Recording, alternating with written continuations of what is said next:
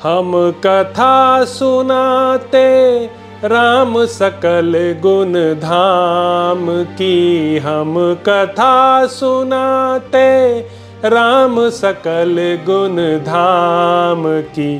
ये रामायण है पुण्य कथा श्री राम की, ये रामायण है पुण्य कथा श्री राम की। जम्बूद्वीपे भरत खंडे आर्यावर्ते भारत वर्षे, एक नगरी है विख्यात अयोध्या नाम की। यह जन्म भूमि है परम पूज्य श्री राम की, यह जन्म भूमि है परम पूज्य श्री राम की। यह रामायण है पुण्य कथा श्री राम की, यह रामायण है पुण्य कथा श्री राम की। श्री सीताराम चंद्राभ्याम नमः। श्रीमद् वाल्मीकीय रामायण भारत का स्वर्णिम महाकाव्य। 101वां सर्ग। श्रीराम का भरत से वन में आगमन का प्रयोजन पूछना, भरत का उनसे राज्य ग्रहण करने के लिए कहना और श्रीराम का उसे अस्वीकार कर देना। लक्ष्मण सहित श्री रामचंद्र जी ने अपने गुरुभक्त भाई भरत को अच्छी तरह समझाकर अथवा उन्हें अपने में अनुरक्त जानकर उनसे इस प्रकार पूछना आरंभ किया। भाई, तुम राज्य छोड़कर वल्कल, कृष्ण मृगचर्म और जटा धारण करके जो इस देश में आए हो, इसका क्या कारण है? जिस निमित्त से इस वन में तुम्हारा प्रवेश हुआ है, यह मैं तुम्हारे मुंह से सुनना चाहता हूँ। तुम्हें सब कुछ साफ साफ बताना चाहिए। ककुत्स्थवंशी महात्मा श्री रामचंद्र जी के इस प्रकार पूछने पर भरत ने बलपूर्वक आंतरिक शोक को दया पुनः हाथ जोड़कर इस प्रकार कहा। आर्य, हमारे महाबाहु पिता अत्यंत दुष्कर कर्म करके पुत्र शोक से पीड़ित हो हमें छोड़कर स्वर्गलोक को चले गए। शत्रुओं को संताप देने वाले रघुनंदन, अपनी स्त्री एवं मेरी माता कैकेयी की प्रेरणा से ही विवश हो पिताजी ने ऐसा कठोर कार्य किया था। मेरी माँ ने अपने शिष्य को नष्ट करने वाला यह बड़ा भारी पाप किया है। वह राज्यरूपी फल न पाकर विधवा हो गई। अब मेरी माता शोक से दुर्बल हो महाघोर नरक में पड़ेगी। अब आप अपने दास स्वरूप मुझ भरत पर कृपा कीजिए और इंद्र की भांति आज ही राज्य ग्रहण करने के लिए अपना अभिषेक कराइए। ये सारी प्रकृतियाँ, प्रजा आदि और सभी विधवा माताएं आपके पास आई हैं। आप इन सब पर कृपा करें। दूसरों को मान देने वाले रघुवीर, आप ज्येष्ठ होने के नाते राज्य प्राप्ति के क्रमिक अधिकार से युक्त हैं। न्यायतः आपको ही राज्य मिलना उचित है। अतः आप धर्मानुसार राज्य ग्रहण करें और अपने सुहृदों को सफल मनोरथ बनाएं। आप जैसे पति से युक्त हो यह सारी वसुधा वैधव्यरहित हो जाए और निर्मल चंद्रमा से सनात हुई शरदकाल की रात्रि के समान शोभा पाने लगे। मैं इन समस्त सचिवों के साथ आपके चरणों में मस्तक रखकर यह याचना करता हूँ कि आप राज्य ग्रहण करें। मैं आपका भाई, शिष्य और दास हूँ। आप मुझ पर कृपा करें। पुरुष सिंह, यह सारा मंत्रिमंडल अपने यहाँ कुल परंपरा से चला आ रहा है। ये सभी सचिव पिताजी के समय में भी थे। हम सदा से इनका सम्मान करते आए हैं, अतः आप इनकी प्रार्थना न ठुकराएं। ऐसा कहकर कैकेयी पुत्र महाबाहु भरत ने नेत्रों से आंसू बहाते हुए पुनः श्री रामचंद्र जी के चरणों से माथा टेक दिया। उस समय वे मतवाले हाथी के समान बारंबार लंबी सांस खींचने लगे। तब श्रीराम ने भाई भरत को उठाकर हृदय से लगा लिया और इस प्रकार कहा। भाई, तुम ही बताओ, उत्तम कुल में उत्पन्न, सत्वगुण संपन्न, तेजस्वी और श्रेष्ठ व्रत का पालन करने वाला मेरे जैसा मनुष्य राज्य के लिए पिता की आज्ञा का उल्लंघन रूप पाप कैसे कर सकता है? शत्रुसूदन, मैं तुम्हारे अंदर थोड़ा सा भी दोष नहीं देखता। अज्ञानवश तुम्हें अपनी माता की भी निंदा नहीं करनी चाहिए। निष्पाप महाप्राज्ञ गुरुजनों का अपनी अभीष्ट स्त्रियों और प्रिय पुत्रों पर सदा पूर्ण अधिकार होता है। वे उन्हें चाहे जैसी आज्ञा दे सकते हैं। सौम्य, माताओं सहित हम भी इस लोक में श्रेष्ठ पुरुषों द्वारा महाराज के स्त्री पुत्र और शिष्य कहे गए हैं। हमें भी उनको सब तरह की आज्ञा देने का अधिकार था। इस याद को तुम भी समझने योग्य हो। सौम्य महाराज मुझे वल्कल वस्त्र और मृगचर्म धारण कराकर चन में ठहरावे अथवा राज्य पर बिठाएं, इन दोनों बातों के लिए वे सर्वथा समर्थ थे। धर्मज्ञ, धर्मात्माओं में श्रेष्ठ भरत। मनुष्य की विश्ववंद्य पिता में जितनी गौरव बुद्धि होती है, उतनी ही माता में भी होनी चाहिए। रघुनंदन, इन धर्मशील माता और पिता दोनों ने जब मुझे वन में जाने की आज्ञा दे दी है, तब मैं उनकी आज्ञा के विपरीत दूसरा कोरी बतांच कैसे कर सकता हूँ। तुम्हें अयोध्या में रहकर समस्त जगत के लिए आदरणीय राज्य प्राप्त करना चाहिए और मुझे वल्कल वस्त्र धारण करके दंडकारण्य में रहना चाहिए, क्योंकि महाराज दशरथ बहुत लोगों के सामने हम दोनों के लिए इस प्रकार पृथक पृथक 2 आज्ञाएं देकर स्वर्ग को सिधारे। इस विषय में लोक गुरु धर्मात्मा राजा ही तुम्हारे लिए प्रमाणभूत हैं, उन्हीं को आज्ञा तुम्हें माननी चाहिए और पिता ने तुम्हारे हिस्से में जो कुछ दिया है उसी का तुम्हें यथावत रूप से उपभोग करना चाहिए। सौम्य, 14 वर्षों तक दंडकारण्य में रहने के बाद ही महात्मा पिता के दिए हुए राज्य भाग का मैं उपभोग करूंगा। मनुष्यलोक में सम्मानित और देवराज इंद्र के तुल्य तेजस्वी मेरे महात्मा पिता ने मुझे जो वनवास की आज्ञा दी है, उसी को मैं अपने लिए परम हितकारी समझता हूँ। उनकी आज्ञा के विरुद्ध सर्वलोकेश्वर ब्रह्मा का अविनाशी पद भी मेरे लिए श्रेयस्कर नहीं है। 102वां सर्ग। भरत का पुनः श्रीराम से राज्य ग्रहण करने का अनुरोध करके उनसे पिता की मृत्यु का समाचार बताना। श्री रामचंद्र जी की बात सुनकर भरत ने इस प्रकार उत्तर दिया, भैया, मैं राज्य का अधिकारी न होने के कारण उस राजधर्म के अधिकार से रहित हूँ, अतः मेरे लिए यह राजधर्म का उपदेश किस काम आएगा। नरश्रेष्ठ, हमारे यहाँ सदा से ही इस शाश्वत धर्म का पालन होता आया है कि ज्येष्ठ पुत्र के रहते हुए छोटा पुत्र राजा नहीं हो सकता। अतः रघुनंदन, आप मेरे साथ समृद्धिशालिनी अयोध्यापुरी को चलिए और हमारे कुल के अभ्युदय के लिए राजा के पद पर अपना अभिषेक कराइए। यद्यपि सब लोग राजा को मनुष्य कहते हैं, तथापि मेरी राय में वह देवत्व पर प्रतिष्ठित है, क्योंकि उसके धर्म और अर्थयुक्त आचार को साधारण मनुष्य के लिए असंभावित बताया गया है। जब मैं केक्य देश में था और आप वन में चले आए थे, तब अश्वमेध आदि यज्ञों के कर्ता और सत्पुरुषों द्वारा सम्मानित युद्धिमान महाराज दशरथ स्वर्गलोक को चले गए। सीता और लक्ष्मण के साथ आपके राज्य से निकलते ही दुख शोक से पीड़ित हुए महाराज स्वर्गलोक को चल दिए। पुरुष सिंह, उठिए और पिता को जलांजलि दान कीजिए। मैं और यह शत्रुघ्न दोनों पहले ही उनके लिए जलांजलि दे चुके हैं। रघुनंदन कहते हैं, प्रिय पुत्र का दिया हुआ जल आदि पितृलोक में अक्षय होता है और आप पिता के परम प्रिय पुत्र हैं।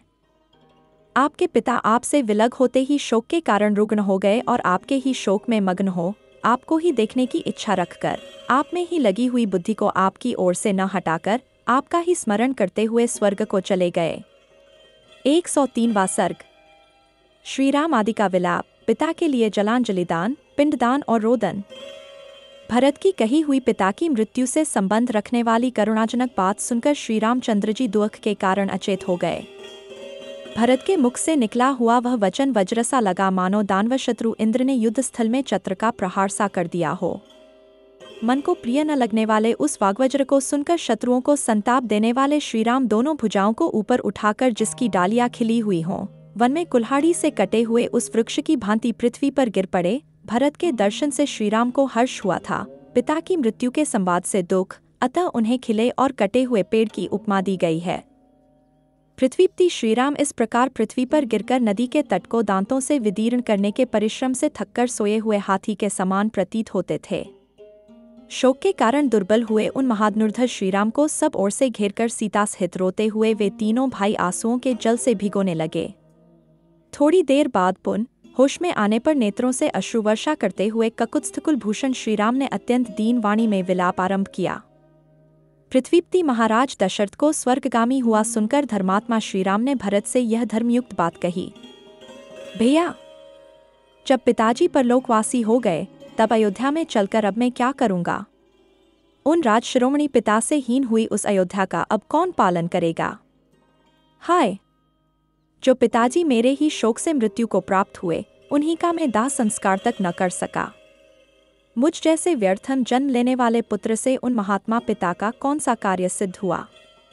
निष्पाप भरत, तुम ही कृतार्थ हो, तुम्हारा अहोभाग्य है जिससे तुमने और शत्रुघ्न ने सभी प्रेत कार्यों पारलौकिक कृत्यों में संस्कार कर्म के द्वारा महाराज का पूजन किया है। महाराज दशरथ से हीन हुई अयोध्या अब प्रधान शासक से रहित हो अस्वस्थ एवं आकुल हो उठी है। अतः वनवास से लौटने पर भी मेरे मन में अयोध्या जाने का उत्साह नहीं रह गया है। परंतु अब भरत वनवास की अवधि समाप्त करके यदि मैं अयोध्या में जाऊं तो फिर कौन मुझे कर्तव्य का उपदेश देगा, क्योंकि पिताजी तो परलोकवासी हो गए। पहले जब मैं उनकी किसी आज्ञा का पालन करता था तब वे मेरे सद्व्यवहार को देखकर मेरा उत्साह बढ़ाने के लिए जो जो बातें कहा करते थे, कानों को सुख पहुंचाने वाली उन बातों को अब मैं किसके मुख से सुनूंगा। भरत से ऐसा कहकर शोक संतप्त श्री रामचंद्र जी पूर्ण चंद्रमा के समान मनोहर मुखवाली अपनी पंक्ति के पास आकर बोले, सीते, तुम्हारे श्वशुर चल बसे। लक्ष्मण, तुम पितृहीन हो गए। भरत पृथ्वीपति महाराज दशरथ के स्वर्गवास का दुखदायी समाचार सुना रहे हैं। श्री रामचंद्र जी के ऐसा कहने पर उन सभी यशस्वी कुमारों के नेत्रों में बहुत अधिक आंसू उमड़ आए। तदंतर सभी भाइयों ने दुखी हुए श्री रामचंद्र जी को सांत्वना देते हुए कहा, भैया, अब पृथ्वीपति पिताजी के लिए जलांजलि दान कीजिए। अपने श्वशुर महाराज दशरथ के स्वर्गवास का समाचार सुनकर सीता के नेत्रों में आंसू भर आए। वे अपने प्रियतम श्री रामचंद्र जी की ओर देख न सकीं। तदंतर रोती हुई जनक कुमारी को सांत्वना देकर दुखमग्न श्रीराम ने अत्यंत दुखी हुए लक्ष्मण से कहा, भाई, तुम इंगदी का पिसा हुआ फल और चीर एवं उत्तरीय ले आओ। मैं महात्मा पिता को जलदान देने के लिए चलूंगा। सीता आगे आगे चलें। इनके पीछे तुम चलो और तुम्हारे पीछे मैं चलूंगा। शोक के समय की यही परिपाटी है जो अत्यंत दारुण होती है। तत्पश्चात उनके कुल के परंपरागत सेवक, आत्मज्ञानी, परम बुद्धिमान, कोमल स्वभाव वाले, जितेंद्रिय, तेजस्वी और श्रीराम के सुदृढ़ भक्त सुमंत्र समस्त राजकुमारों के साथ श्रीराम को धैर्य बंधाकर उन्हें हाथ का सहारा दे कल्याणमयी मंदाकिनी के तट पर ले गए। ये यशस्वी राजकुमार सदा पुष्पित कानन से सुशोभित, शीघ्र गति से प्रवाहित होने वाली और उत्तम घाट वाली रमणीय नदी मंदाकिनी के तट पर कठिना इससे पहुंचे तथा उसके परहित कल्याणप्रद तीर्थभूत जल को लेकर उन्होंने राजा के लिए जल दिया। उस समय वे बोले, पिताजी, यह जल आपकी सेवा में उपस्थित हो। पृथ्वी पालक श्रीराम ने जल से भरी हुई अंजलि ले दक्षिण दिशा की ओर मुंह करके रोते हुए इस प्रकार कहा, मेरे पूज्य पिता राजशिरोमणि महाराज दशरथ, आज मेरा दिया हुआ यह निर्मल जल पितृलोक में गए हुए आपको अक्षय रूप से प्राप्त हो। इसके बाद मंदाकिनी के जल से निकलकर किनारे पर आकर तेजस्वी श्री रघुनाथ जी ने अपने भाइयों के साथ मिलकर पिता के लिए पिंडदान किया। उन्होंने इंगदी के गूदे में बेर मिलाकर उसका पिंड तैयार किया और बिछे हुए कुशों पर उसे रखकर अत्यंत दुख से आते हो रोते हुए यह बात कही, 29 महाराजा प्रसन्नतापूर्वक यह भोजन स्वीकार कीजिए, क्योंकि आजकल यही हम लोगों का आहार है। मनुष्य स्वयं जो अन्न खाता है वही उसके देवता भी ग्रहण करते हैं।